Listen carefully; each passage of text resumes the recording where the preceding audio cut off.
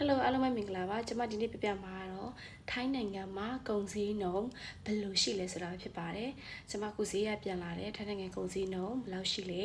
မြန်မာနိုင်ငံနဲ့နှိုင်းယှဉ်မယ်ဆိုရင်ကုန်စည်နှုန်းဘယ်လိုမျိုးဖြစ်နေလဲဆိုတာကိုပြပြမှာဖြစ်ပါတယ်ဒါကတော့ငဖယ်ပေါ့နော်ငဖယ်ကဒီတစ်ထုပ်ကို36ဘတ်ပဲပေးရပါတယ်မြန်မာငွေနဲ့ဆိုလို့ရှိရင်4000နီးပါးပေါ့နော်အဲ့လောက်ပဲပေးရတယ်ဒါဆိုရင်တော်တော်စားရတယ်ပေါ့နော်ဒါကတော့ကြက်သားတစ်ကောင်လုံးကိုကျွန်မဝယ်ခဲ့တာကြက်သားတစ်ကောင်လုံးကို2ကီလိုပဲရှိပါတယ်ထိုင်းဘတ်နဲ့ဆိုရင်140ဘတ်ပဲပေးရပြီးတော့မြန်မာငွေနဲ့ဆိုရင်19000နီးပါးပဲရှိပါတယ်ဒါဆိုကျွန်မတို့လည်းများနေအောင်ဆိုတာ2ရက်လောက်တော်တော်စားရပြီဒီလားဒါမြန်မာနိုင်ငံရဲ့ကုန်စည်နှုန်းနဲ့ထိုင်းနိုင်ငံမှာကုန်စည်နှုန်းဘယ်လိုရှိရဲဆိုတဲ့အကြောင်းနှိုင်းယှဉ်ပြတာပဲဖြစ်ပါတယ်ဒါကတော့ငချင်းပေါ့နော်ကျွန်မမထုတ်ပြတော့ဘူးငချင်းရကြတော့တစ်ကောင်ဝယ်ခဲ့တယ်တစ်ကောင်ကိုသူက1ကီလိုကိုဘတ်40ရှိရတစ်ကောင်ဆိုတော့48ဘတ်ရှိတယ်ဒါဆိုလဲကျွန်မတို့တနက်လောက်တော့ကောင်းစားရတယ်ပေါ့နော်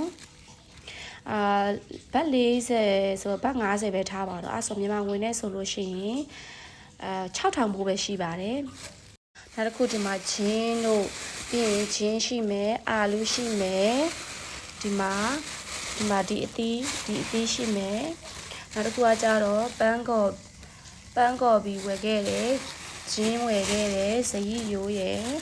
ပြီးရင်ကစွန်းရယ်တစ်စီးဆိုလို့ရှိရင်လည်း9ဘတ်ပဲရှိပါတယ်9ဘတ်ဆိုတော့မြန်မာငွေနဲ့အများဆုံးရှိ1000ပေါ့နော်အဲ့လောက်ပဲရှိပါတယ်နောက်တစ်ခုကကြတော့ဒါဘာအရွက်လဲတော့မသိဘူးဒီရွက်ကကျွန်မဟိုတနေ့ကမှစမ်းပြီးစားကြည့်တာအရန်ကိုမွေးရပေါ့နော်နောက်တစ်ခုပန်းကော်ပြီးစိမ့်မုံလာဦးမီဓာတ်တွေအကုန်လုံးမုံလာဦးဖြူဓာတ်တွေအကုန်လုံးပေါင်းမှကျွန်မဝယ်ခဲ့တာဘတ်320လောက်ပဲရှိပါတယ်မြန်မာငွေနဲ့ဆိုလို့ရှိရင်ရင်းနှီးပေါက်ဈေး120လောက်နဲ့တွက်ကြည့်ပေါ့နော်အဲ့ဆိုတော့ဒီ320ပို့ကျွန်မတို့လင်မယား2ယောက်အနေနဲ့ဆိုလို့ရှိရင်